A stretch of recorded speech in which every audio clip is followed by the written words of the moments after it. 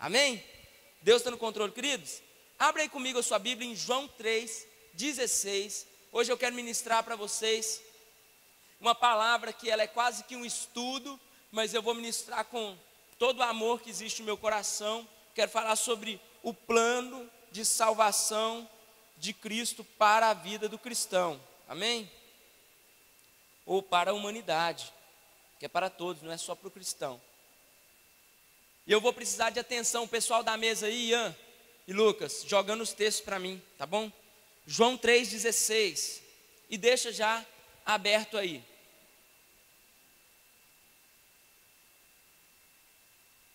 Amém? Porque Deus amou o mundo de tal maneira que deu seu Filho unigênito, para que todo aquele que nele crê não pereça, mas tenha a vida eterna. Diga assim, tenha a vida eterna. Querido, nossa vida, ela não é uma vida eterna. A terra é um lugar de fato que não permite a ideia da vida eterna.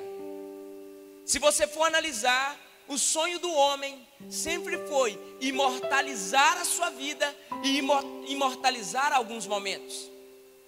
Por isso que ao longo dos anos o homem criou, inventou a fotografia. E através das primeiras fotos, a ideia do homem era imortalizar momentos. O homem criou as fotografias, o homem criou os métodos de filmagem para imortalizar momentos. Existem muitos mitos na humanidade sobre a fonte da juventude. Existem muitos mitos dentro das diversas culturas sobre homens viverem de maneira imortal. Eu lembro na minha adolescência, era muito famoso o filme do Highlander. Quem lembra do filme do Highlander? Highlander, o imortal. Quando dentro até mesmo do misticismo e das histórias de terror, se conta histórias de vampiros, homens imortais que viviam ao longo de séculos aproveitando do sangue. E o sangue remete à vida. Entenda bem isso que eu estou te falando. Então o homem sempre almejou a vida eterna.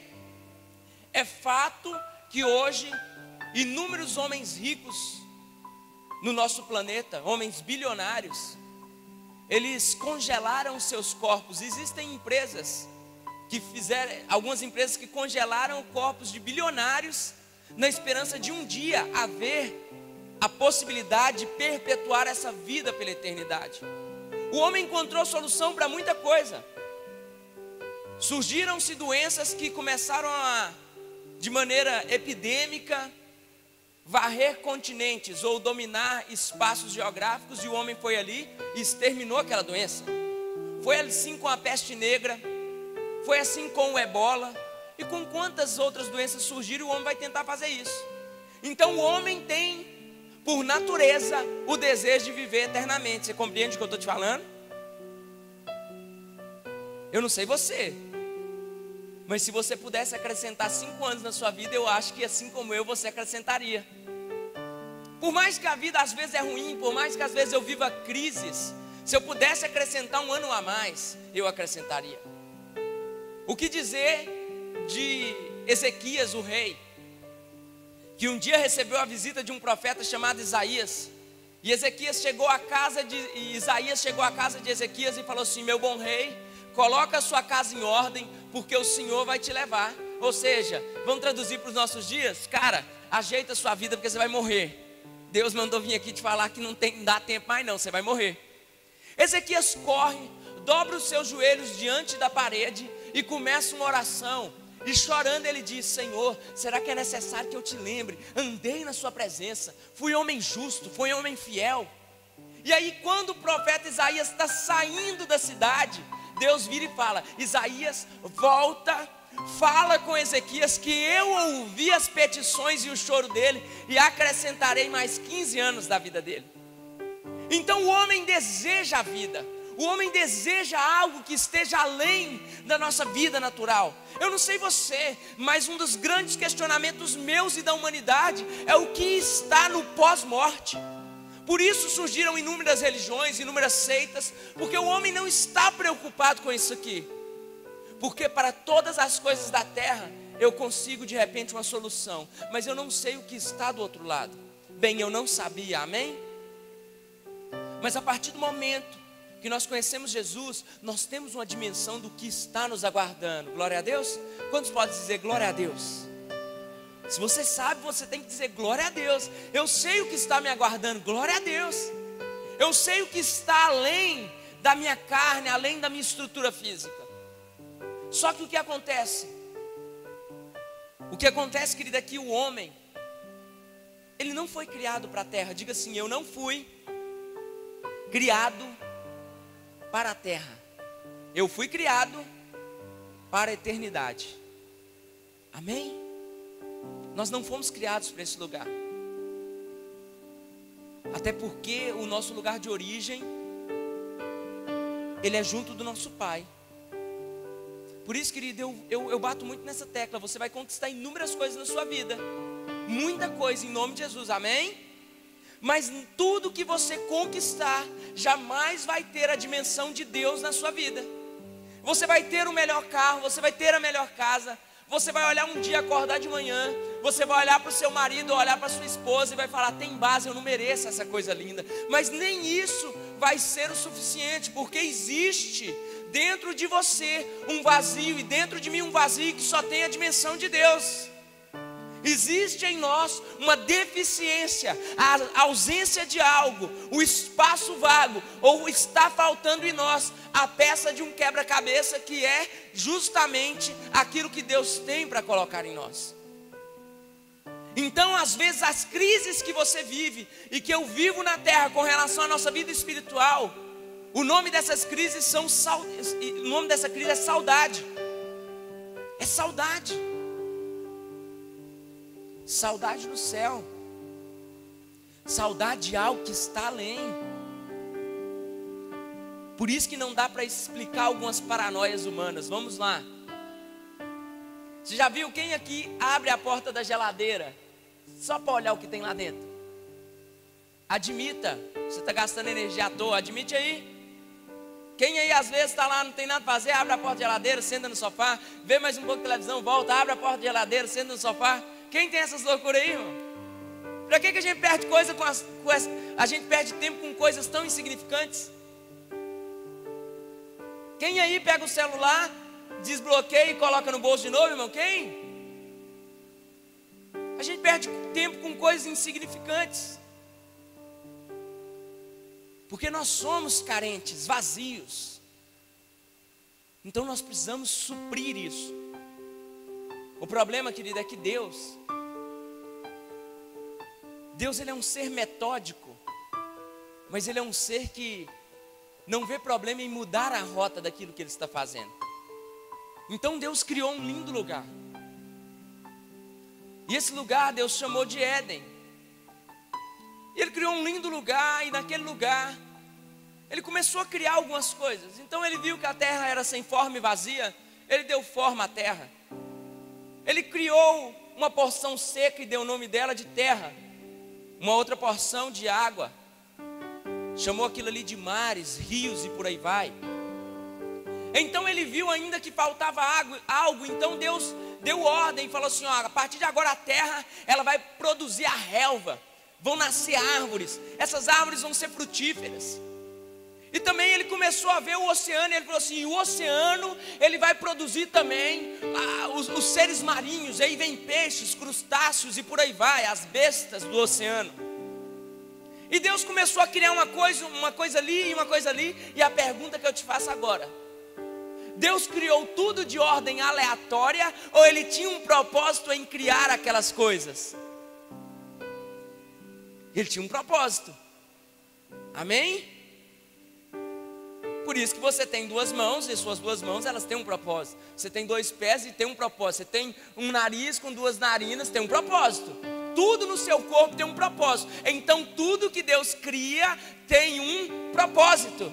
A única coisa que eu não entendo o propósito é da apêndice. Vira e mexe, o povo está tirando ele. Mas o resto tem propósito. Até o apêndice tem. Então Deus cria tudo. E por que Deus criou essas coisas? Então Ele cria os animais também, os luzeiros. E Ele falou assim: ó, esse grande luzeiro aqui, ele vai reger o dia, e aquele outro ali vai reger a noite. E Ele criou tudo. Criou um jardim. E Deus viu que tudo era bom. Criou a estrutura. Então Ele cria quem? O homem. E aí quando Deus cria o homem e a mulher, Ele sopra ali o Espírito dele, amém? Então tudo feito com propósito. Diga assim, tudo, exatamente tudo, foi feito com propósito. Tudo, querido. Até a sua orelha torta igual a minha tem um propósito, tá? Não duvida não. Então Ele criou o homem. Aí Ele pega o homem, que é chamado de coroa da criação. Já viu quando você faz alguma coisa e fala, fechei com chave de ouro? Então Deus criou tudo e Ele criou o homem e falou assim, ó, fechei com chave de ouro. Criou a coroa da criação, o homem. E aonde Ele coloca o homem? Na estrutura que Ele havia criado. Ou seja, a estrutura foi criada para o homem, para louvor a Deus, mas para a habitação do homem. Ele cria um paraíso, Ele cria um lugar chamado Éden, um lugar que era sobremodo excelente, que estava além da terra, e coloca o homem. Então Deus fez com propósito, e o propósito estava se cumprindo. Eu estou andando muito romântico, é porque eu estou cada dia mais apaixonado com a minha esposa. Pensa, minha esposa, querida, ela está igual o vinho, cada dia que passa ela está ficando melhor. E aí, eu comecei a refletir algumas coisas. Eu estava em Patos de Minas, e eu fui buscar minha filha na escola com a minha esposa, igual namoradinho, né, andando de mão dadas. E a gente passou em frente à sacada de onde ela morava. E lembramos da época de namoro, e ela virou e falou assim, ah, meu bem, você lembra quando a gente ficava ali na janela, contando as estrelas? É, irmão, o pastor Nelson é um cara mais, meio romântico. Eu falei assim, eu lembro, amor. Aí eu falei com ela, você lembra? O dia que eu fui a primeira vez na sua casa, e a gente começou a conversar algumas coisas. Depois a gente passou em uma rua. Falei, lembra quando a gente brigou nessa esquina, que você foi para um lado, eu fui para o outro, e depois eu dei a volta no quarteirão e te alcancei? Eu lembro.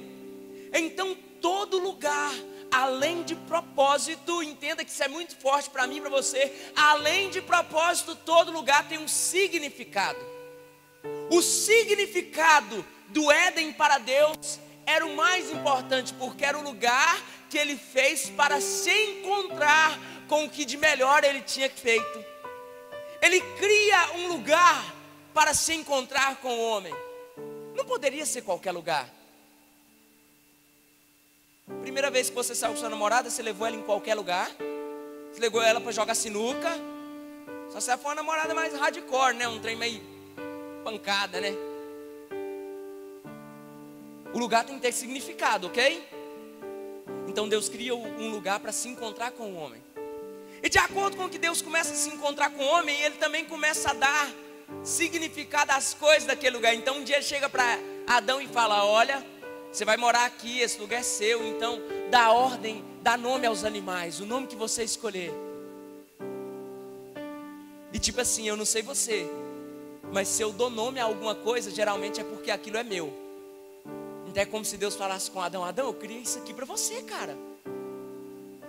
O meu deleite, a minha alegria é vir aqui todas as tardes e sentar com você e você me contar o que você fez nesse jardim. Ah, Deus, hoje, ó, eu estava um pouco ocioso, eu e Eva, a gente estava aqui, a gente já nadou nessas 15 cachoeiras aqui desse lugar, mas eu não gostava daquela pedra que o Senhor colocou ali não, e nós decidimos mudar ela de lugar. Eu tinha dado o nome daquele animal ali de elefante, Deus, mas sabe, que eu pensei depois de uns dias, eu falei, isso não tem cara de elefante, isso daí tem cara de girafa, então vamos mudar o nome, Deus. Pode mudar, cara, é você que está dando o nome. Então, eu entendo que Deus criou aquele lugar para ter comunhão. O problema é que o homem pecou. Fala assim, vixe.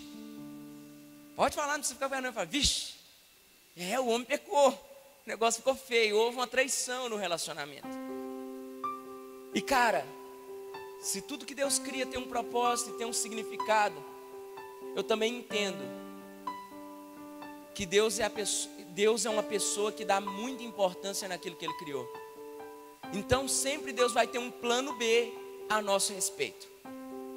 Não importa por onde você andou, não importa onde você pisou, não importa onde você tocou, não importa o que você fez, não importa nenhuma dessas coisas, Deus sempre terá um plano B para a sua vida. Por que plano B, pastor? Porque o plano A, Adão e Eva já jogaram por água abaixo. E hoje nós estamos vivendo o plano B, que é o plano da reconciliação. Então aí entra agora a nossa palavra. Isso foi só a introdução, amém? Agora entra a nossa palavra, que começa em João 3,16, quando está escrito que Deus, Ele amou o mundo de tal maneira que Ele deu ou doou o seu Filho unigênito, para que todo aquele que nele crê não pereça, mas tenha a vida eterna. Então entenda que o amor de Deus para as nossas vidas, o amor de Deus para a humanidade, é um amor que está além da nossa compreensão, amém? Porque Ele, mesmo sabendo que eu e você somos pecadores, mesmo sabendo que os dois primeiros que Ele criou jogaram por água abaixo o plano A, Ele ainda assim nos confiou o plano B, amém? Ele nos confiou Jesus Cristo. E eu gosto de frisar sempre em João 3,16 a parte mais importante do versículo. Uma das mais importantes para mim, na verdade, uma das mais. Que é a parte, no finalzinho da parte A, que fala assim, ó: deu seu Filho unigênito. Se você pesquisar a palavra unigênito, você vai entender que fala-se de filho único. Então até o momento Deus não tinha mais filhos. Até o momento do sacrifício de Jesus, até o momento da cruz, Deus não tinha filhos. Pedro nesse momento não era filho, Isaías não era filho, Davi não era filho, nenhum desses homens eram filhos. Por quê? Porque Deus entregou o seu único filho. Se Deus entrega o único filho, os outros uma outra coisa eles são, mas filho eles não eram. Só que por que a Bíblia aqui relata de unigênito, e após o sacrifício chamam Jesus de primogênito? Porque houve uma ruptura naquilo que Deus planejou. Ele planeja o filho, Ele entrega o unigênito para que eu e você pudéssemos nos tornar filhos. Diga glória a Deus. Você entendeu isso aqui?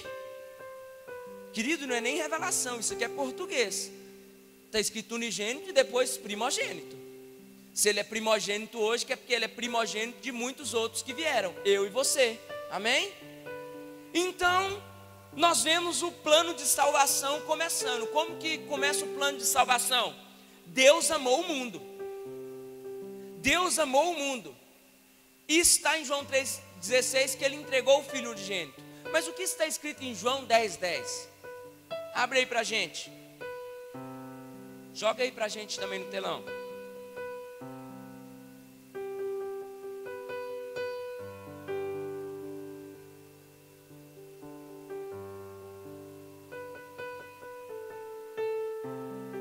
Presta bastante atenção nessa palavra hoje, porque ela é muito importante para a sua vida, gente. Muito importante para a nossa vida. João 3,16 fala que Ele entregou o único filho, amém? Agora João 10,10 está escrito: o ladrão não vem senão para roubar, matar e destruir, mas eu vim para que tenha vida e a tenha em abundância. Então, o inimigo da nossa alma, o ladrão, vem para roubar, matar e destruir, certo? Mas Deus veio para que tenhamos vida e vida em abundância. O que eu disse no começo da pregação? Que o homem anseia por ter uma vida prolongada, uma vida maior. E aqui está falando de uma vida abundante.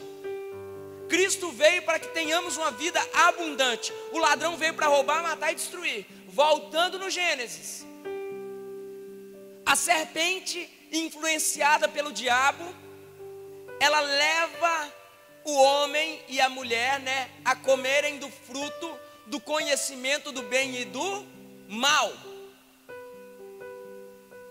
E quando eles comem, há uma quebra na aliança de Deus com o homem. Satanás já consegue destruir a primeira coisa. O que ele destruiu? A comunhão. Porque Deus precisou expulsar eles do jardim.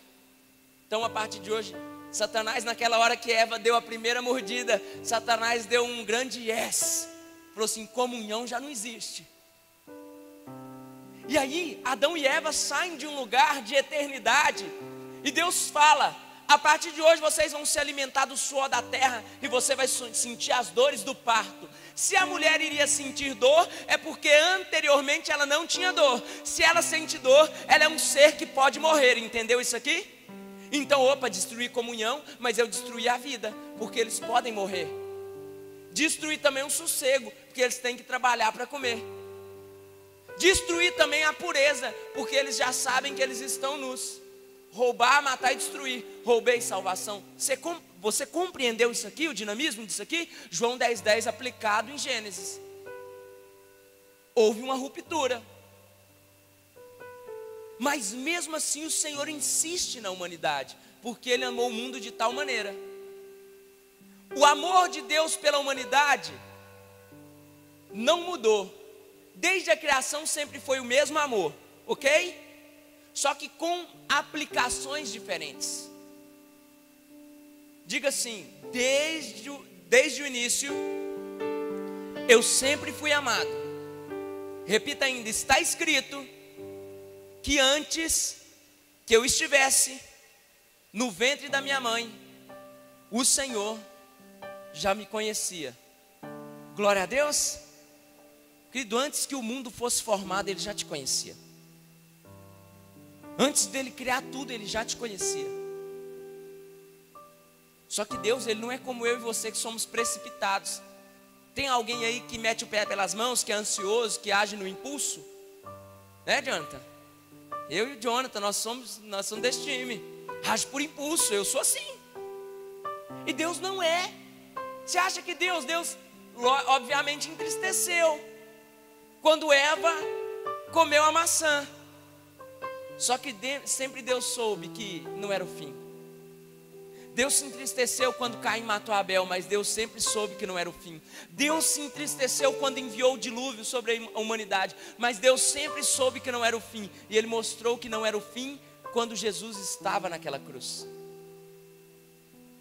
Inúmeras vezes na Bíblia você vai achar que acabou, que não tem mais. Parece aquele filme de ação, parece o filme do Rock, né? Que ele está apanhando e ele cai. Mas não é o fim. Porque Deus sempre tinha uma carta na manga. Isso aqui é muito forte. Deus sempre tinha uma carta na manga. Deus não joga para perder. Então, num determinado momento da história, quando tudo parecia perdido, Deus retira uma carta chamada Jesus Cristo e coloca ela no jogo. E aí que começa esse plano da salvação. O problema do homem, querido, sempre foi o pecado, desde o princípio. Quer ver? Olha aí comigo em Romanos 3:23.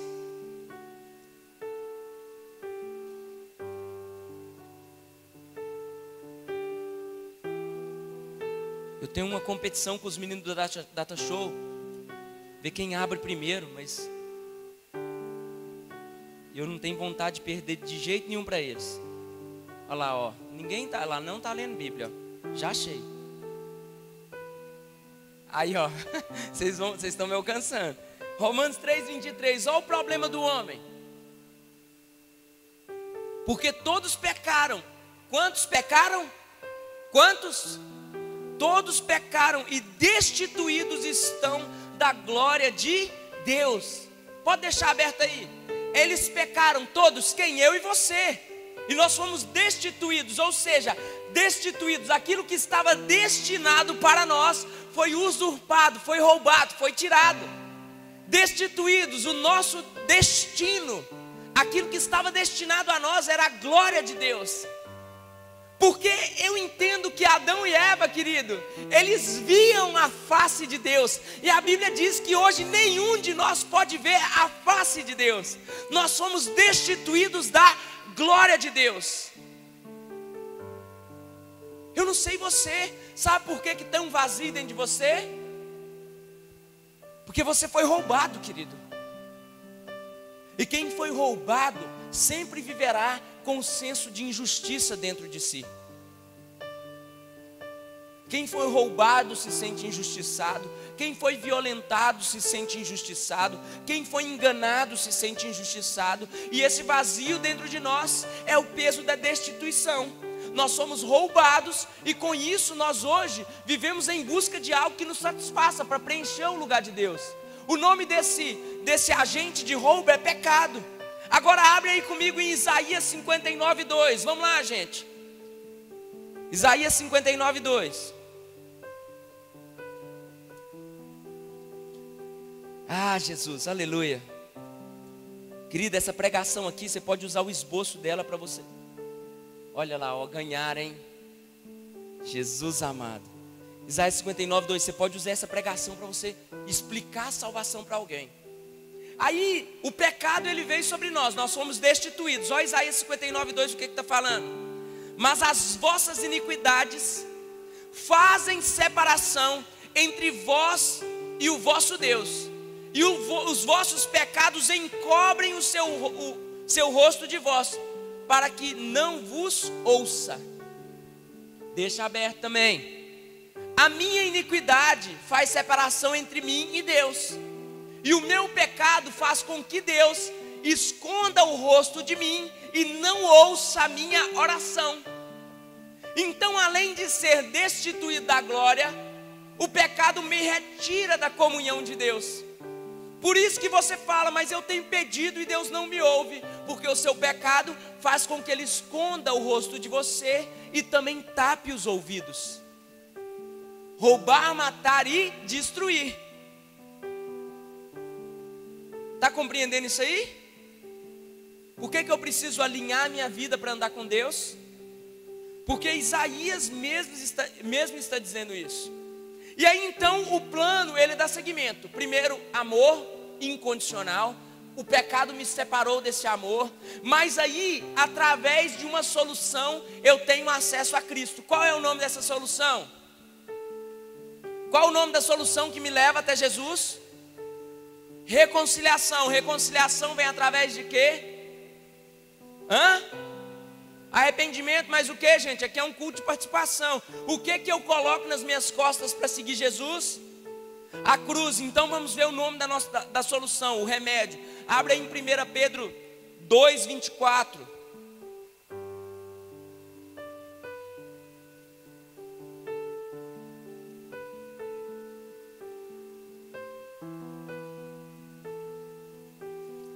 Pedro 2:24, querido.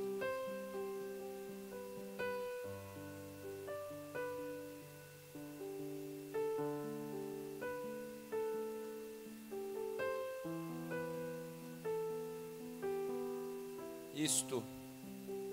1 Pedro 2:24. Levando Ele mesmo em seu corpo os nossos pecados sobre o madeiro, para que mortos para o pecado pudéssemos viver para a justiça, e pelas suas feridas fostes sarados. Deixa aí. Então Jesus, Ele nos amou tanto que Ele vai em direção à cruz. Ele se entrega na cruz, levando os pecados de quem? Os nossos. Diga assim: Jesus levou na cruz o meu pecado. Então vamos voltar e vamos falar de novo. Diga: Jesus levou na cruz a fofoca que eu falo com a minha boca. Levou na cruz o meu olhar pecaminoso. Levou na cruz as vezes que eu roubo. Tudo, querido, Ele levou na cruz. Levou na cruz os nossos pecados em seu corpo sobre o madeiro, para que mortos para o pecado, para os pecados, pudéssemos viver para a justiça, e pelas suas feridas fostes sarados. A única solução para mim e para a sua vida, você que está aqui hoje e ainda não se entregou a Jesus plenamente, a única solução é você entender que Ele se entregou em uma cruz por mim e por você. Não há outro caminho de salvação a não ser Jesus Cristo, amém? Querido, isso é tão fantástico, porque imagina só, vamos viajar um pouco aqui na história.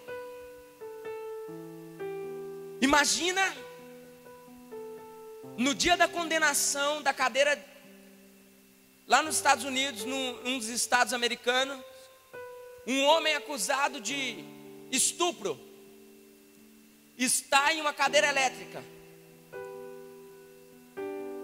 Além de estuprador, ele também era estelionatário. E aí, antes de acionarem a sentença, entra alguém e diz o seguinte: tira ele da cadeira porque eu vou morrer no lugar dele.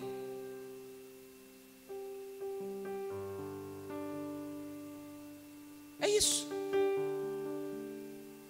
Quando Jesus estava ali na cruz, já com seu corpo açoitado e em lágrimas, vendo aquela situação, é como se Jesus olhasse para você, entenda, isso é sério. É como se ele olhasse para você e dissesse o seguinte: eu estou morrendo aqui por você.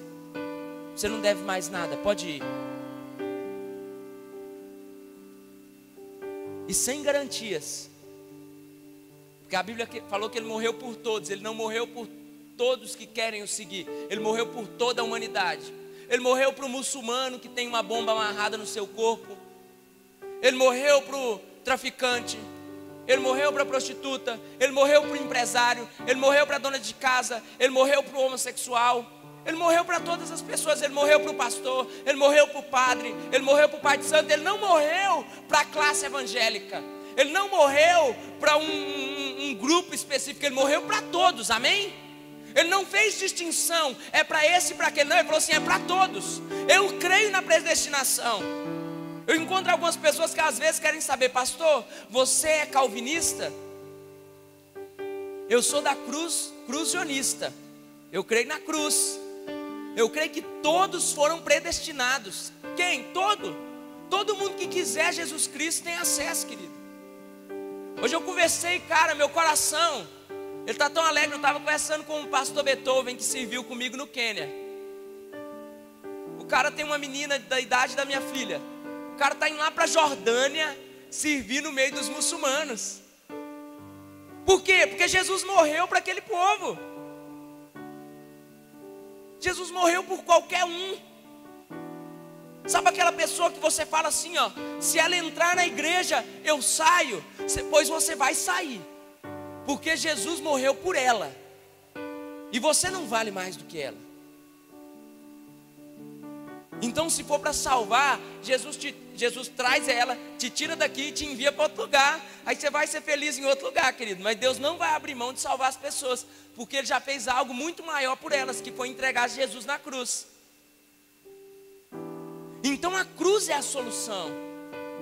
Ele levou o meu e o seu pecado. Cara, você tem que entender que antes mesmo de você pecar, Ele já levou sobre Ele. Só que qual é o problema? Como eu ativo a cruz na minha vida? Como que eu ativo a cruz? Eu ativo a cruz quando eu me arrependo. Porque quando eu me arrependo, eu pego o meu pecado e eu entrego nas mãos de Jesus. Quando eu arrependo, eu abro mão do meu pecado e permito que ele pegue o meu pecado e vá até a cruz e colhe o meu pecado na cruz. Porque tem gente que está andando desse jeito com o pecado, ó. Aí Jesus está assim: não, eu quero o seu pecado, cara, eu já morri por ele. Mas tem gente que está assim, ó. E tem gente que fala desse jeito assim: não, eu me arrependi do pecado. Toma, Jesus, o meu pecado. Mas ele fica com a reserva. E a reserva, ela tem tanto efeito quanto o pecado. Mas Jesus, ele não quer reserva, ele quer o pecado inteiro, amém? Porque a partir do momento que você se arrepende e entrega para ele, ele vai lá na cruz, que a cruz é deles. Ele morreu nela, amém?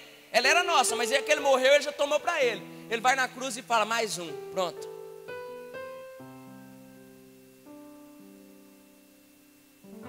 Especialistas do mundo inteiro já tentaram identificar a quantidade de feridas que Jesus levou no corpo e a quantidade de ossos que estavam quebrados.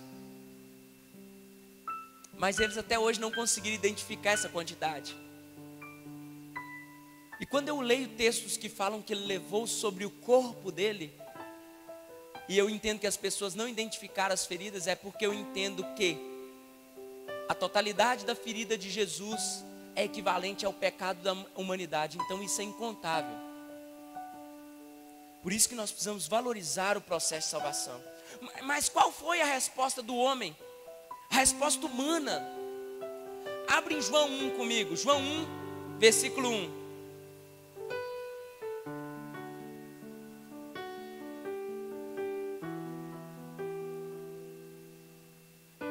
João 1, versículo 1.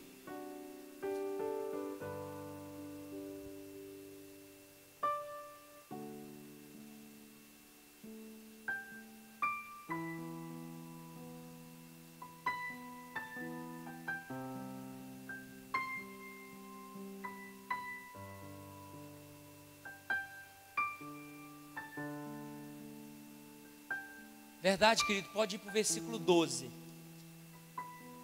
João 1,12. Isso, é isso mesmo. Outro texto que eu amo. Está escrito: mas a todos quantos o receberam, deu-lhes o poder de serem feitos filhos de Deus, a saber, os que creram no teu nome. Então, todos que recebem Jesus, a resposta é essa.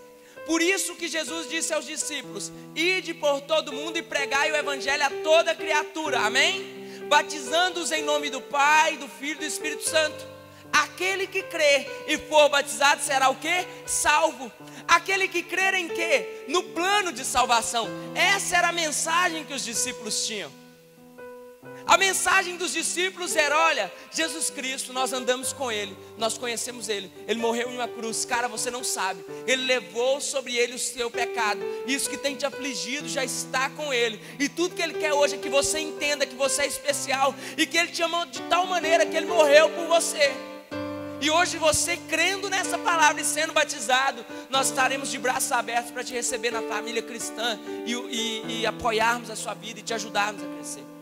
Então os discípulos, eles iam de casa em casa, eles batiam em uma porta, saía lá a Dona Maria: eu estou almoçando. Aí eles falavam assim: não, minha senhora, olha, é rápido o nosso tempo aqui, a gente não pode parar. Então eles começavam a pregar.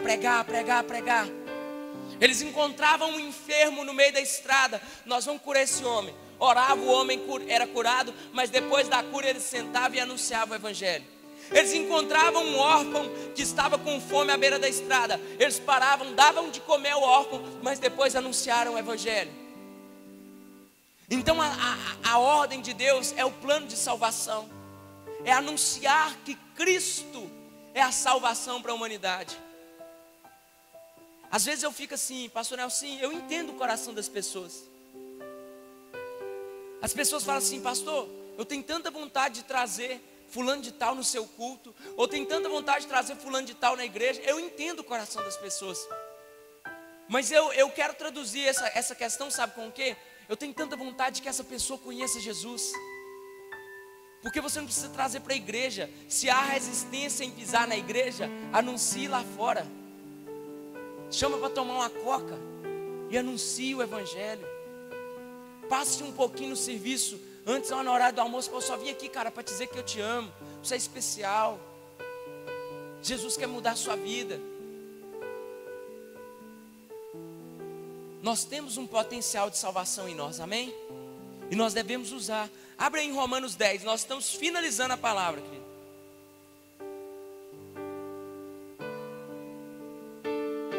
Romanos 10.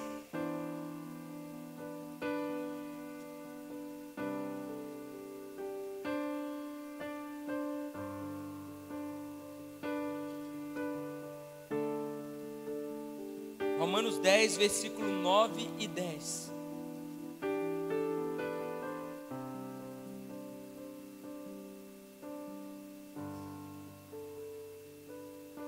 Qual que deve ser a nossa resposta? Se com a tua boca confessar o Senhor Jesus, olha quem que está. Gente, isso aqui é qualquer Bíblia que você lê, está escrito assim, ó: se com a tua boca confessar o Senhor Jesus e em teu coração crer que Deus o ressuscitou dentre os mortos, será salvo.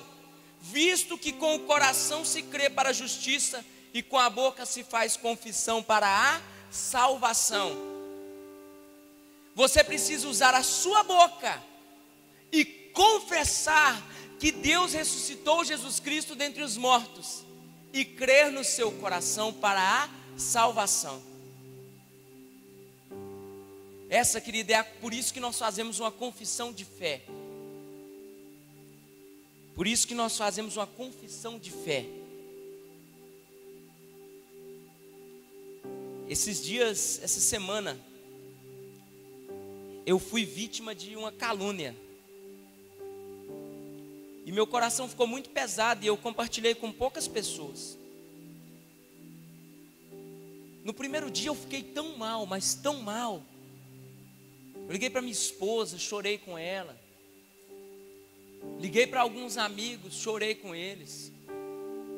Não quis preocupar os pastores. Eu fiquei mal. Mas lembrei que com meu coração eu creio nele pela justiça, amém? E não a justiça de que seja solucionado, querido, não. Porque se você não quer o povo falando da sua vida, duas áreas que você não pode atuar. Você não pode ser pastor e nem político.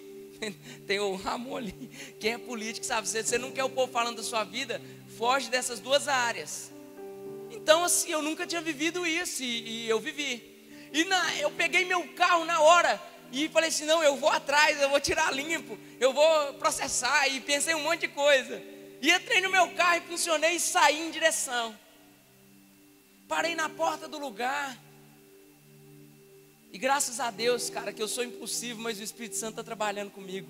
Porque na hora que eu parei na porta do lugar, eu dei uns 2 murros no volante do carro, de raiva, sabe aquele murro mesmo? Comecei a chorar e coloquei minha cabeça e comecei a orar. E eu não vou falar que eu ouvi, não. Eu não ouvi. Mas é como se eu tivesse ouvido, porque eu me lembrei da palavra dele que está escrito: a minha graça te basta. Depois que eu lembrei que a graça dele me basta, eu me lembrei de mais coisa. Filha, eu sou o seu advogado. Está escrito aí, eu sou o seu advogado. Aí eu lembrei de mais coisa, porque estava escrito: a ira do homem não opera a justiça de Deus. Eu falei, meu Deus. E o Espírito Santo não estava falando nada, era só a Bíblia que estava saltando na minha cabeça, E cara, eu lembrei de anos atrás também, quando eu entendi que se eu quero servir Jesus, a primeira coisa que eu não devo almejar, eu tenho que andar certo, amém? Mas eu não devo almejar reputação, porque todos os discípulos foram vistos durante toda a vida como mentirosos, como lunáticos, como pessoas sem o que fazer, foram vistos como malucos, né? E o próprio Jesus foi trocado diante de uma população inteira por um ladrão, quando escolheram Barrabás ao invés dele. Então, querido, a graça dele nos basta. A salvação, querido, ela é para todos nós, amém? Por isso que quando nós convidamos, você que quer aceitar Jesus na sua vida, eu não estou te convidando para vir para a igreja, eu estou te convidando para confessar com a sua boca que Jesus Cristo é o Filho de Deus e fazer parte do povo que vai conhecer Ele na eternidade. Por isso que o convite não é para você ser membro, até porque até membro tem que fazer essa confissão. O convite não é para você ser da igreja, porque não é o povo da igreja que tem que fazer essa confissão. A Bíblia nos garante que toda a humanidade confessará, toda língua confessará e todo joelho se dobrará. Não importa, talvez aqui você não vai confessar, mas quando Jesus voltar, que Ele estiver no seu trono, a Bíblia nos garante que todos os homens, independente de suas religiões, estarão diante dEle para serem julgados. E eu não sei você, mas diante de um rei, todo mundo dobra os seus joelhos. Todo mundo. Na China tem as estátuas, na Coreia do Norte, tem as estátuas do imperador coreano. Eu conheci missionários que foram para a Coreia. Eles evitavam de andar no centro, porque no centro de algumas cidades da Coreia tem as estátuas do imperador e tem alguns guardas. E você é obrigado, se você passar perto da estátua, passar perto, você tem que dobrar o joelho. Na Coreia do Norte só existem 3 modelos de corte de cabelo: todos os cortes de cabelo que você pode cortar são os que o imperador corta. E no dia do velório do pai lá, do primeiro imperador deles, todo coreano precisa chorar. É lei, querida, é absurdo, mas você pode pesquisar, é lei. Então, se os homens estão fazendo isso para outros homens, eu queria saber o que eles vão fazer para aquele que é rei de verdade. Porque, querido, não importa se você não acredita, eu nem importo, porque eu não estou aqui para convencer ninguém, porque a Bíblia fala que quem convence é o Espírito Santo. Eu nem importo. Pastor, eu sou ateu. Eu nem importo, querida.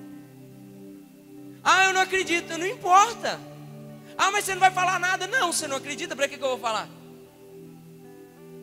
Não importa se acredita ou se não acredita. Está escrito que todo joelho se dobrará. Agora vamos para finalizar. Entenda isso aqui que eu vou te falar. Uma vez eu encontrei um jovem de uma denominação X. E nada contra, cada um serve o que quiser.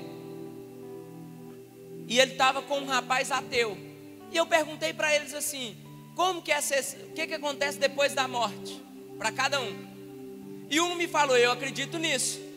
E o ateu virou para mim e falou assim: não, eu vou virar adubo. Morreu, acabou. Você vai me colocar na terra, a terra vai me consumir, e tudo que tem em mim que serve para nutriente vai adubar a terra. Eu até concordo, porque está escrito na Bíblia que eu vim do pó e eu vou voltar para o pó. E essa expressão voltar para o pó me garante que a minha parte física vai se fundir com a terra. Isso é verdade. Com o tempo acaba. Você concorda comigo? Falei: com isso aí eu concordo. E ele virou e falou assim: você acredita em quê? Eu falei assim: eu acredito que Jesus morreu em uma cruz por mim. E depois, cara, da minha morte, eu vou ter um encontro com ele e eu vou viver pela eternidade. Ele virou e falou assim: ah, não acredito, você acredita nisso? Eu falei: eu acredito. Só que vamos fazer o seguinte: supondo que a sua teoria está certa e que eu vou virar adubo, eu quero fazer alguns comentários. Eu vou ser o adubo de melhor qualidade possível, porque vivendo a mentira do evangelho. Agora, igreja, pensa comigo, imagina que isso aqui é uma mentira. É difícil, eu sei que aqui só tem gente que acredita demais, mas imagina que isso aqui é uma mentira. Isso aqui me ajuda a guardar o meu corpo das drogas. Isso aqui me ajuda a ser um homem de uma mulher só. Isso aqui me ajuda a ser honesto. Isso aqui me ajuda a ser emocionalmente saudável. Então, mesmo que seja uma mentira, é uma mentira que não me acrescenta mal algum. Então virei para ele e falei assim: eu vou ser o melhor adubo possível. Cara, presta atenção. Se isso aqui é mentira, e você vai viver a vida toda vivendo uma mentira, é a melhor mentira do mundo. Porque quais os prejuízos que isso aqui te traz? Supondo que eu descubro hoje que isso aqui é mentira, então cai por terra um monte de coisa. Por exemplo, casamento. Se isso aqui é uma mentira, então cada um pode ter quantas mulheres quiser. Você acha que mesmo que isso aqui for mentira, as mulheres de hoje vão aceitar você ter outra? Então não é a Bíblia.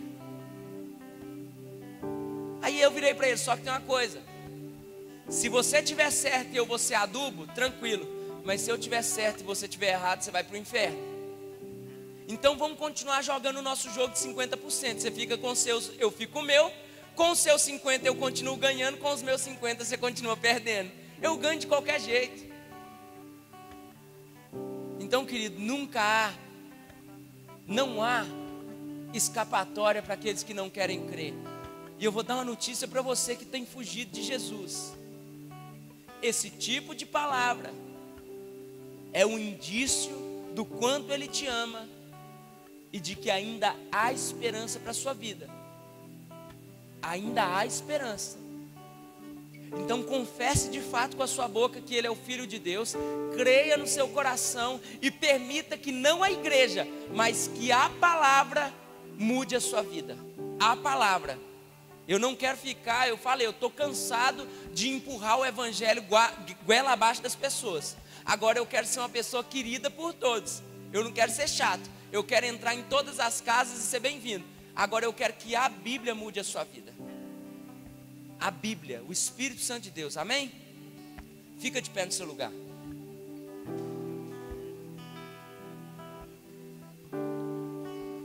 Antes da gente começar a ministrar, eu quero convidar aqui à frente as pessoas que querem, por mais que você tenha confessado com seus lábios, as pessoas que querem mais uma vez. Você que acredita que, você que antes não conhecia esse plano de salvação e acredita que você precisa confessar, eu quero que você venha à frente. Tanto quem quer confessar pela primeira vez ou quem quer confessar pela segunda, querido, só que é para confessar quem crê de todo o coração. Você que quer confessar que Jesus Cristo é o Filho de Deus, eu queria que você viesse aqui à frente, amém? Pode sair do seu lugar, querido, não precisa ficar com vergonha não. Isso não é um convite para você vir para a igreja, é um convite para você vir para o coração de Deus. Quem vai mudar a sua vida é Ele. Quem vai transformar a sua vida é o Espírito Santo. Chega, querido, nós tentarmos forçar. Nós somos chamados para anunciar, não para forçar. Nós vamos fazer diferente hoje, amém? Vocês que estão aqui, eu quero que vocês coloquem a mão sobre o coração de vocês.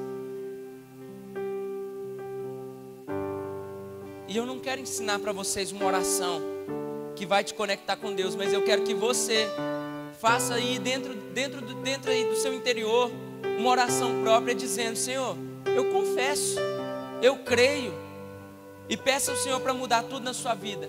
Amém, querido? Se você quiser no seu lugar, faça essa oração também.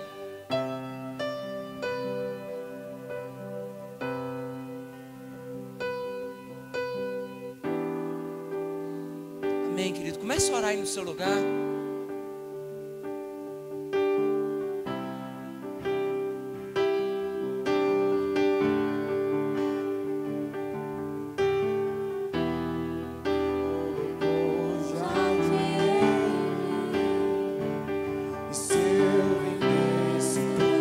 Continue orando, querido.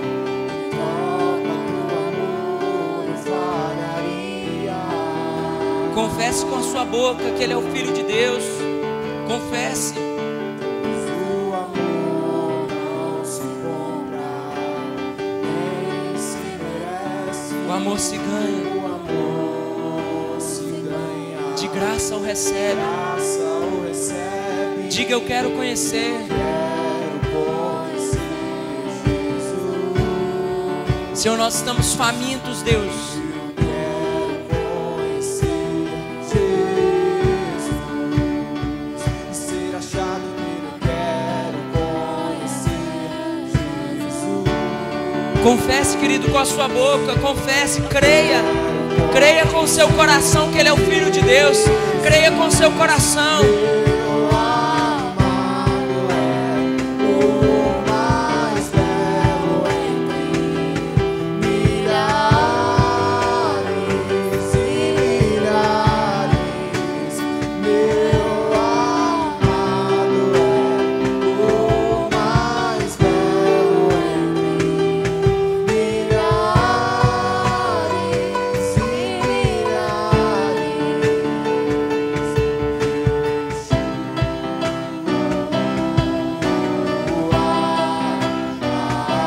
Yeshua, salvação, salvação ao perdido.